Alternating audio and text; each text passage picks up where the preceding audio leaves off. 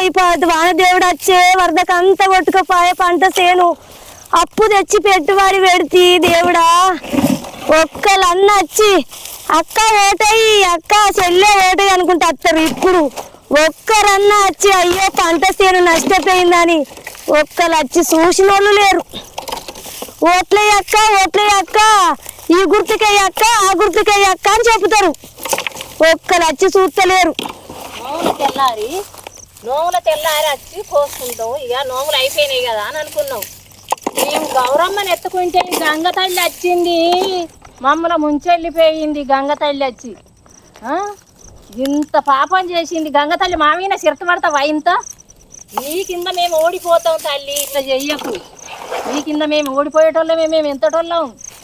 కంప ఏరితే చేతులన్నీ ముండ్లు గుచ్చుకుపోయి ఏళ్ళన్నీ ఉబ్బి రక్తాలు పోతున్నాయి. మా బాధ దేవుడు అర్థం చేసుకుంటలేడు. మమ్మల్ని ప్రజల పాపం అంటలేరు. అప్పు తెచ్చి పెట్టుకుంటే అప్పు ఇచ్చిన వాళ్ళు వచ్చి రోడ్డు మీద ఇజ్జత్ తీస్తే సచ్చుడా బతుకుడా పిల్లలాగమవుడా? వస్తాయి చెల్లె, పిల్లలాగమవుతారు. భర్త లేక ఏదో కష్టం చేసుకొని బతకాలని అప్పు తెచ్చి భూమి కవులకు పట్టి చేసుకోవాలి. దేవుడా ఏంది బాధ? కవులకు పట్టుకొని చేసుకున్నా గానీ ఎవరికి ఏం బాధ లేదు.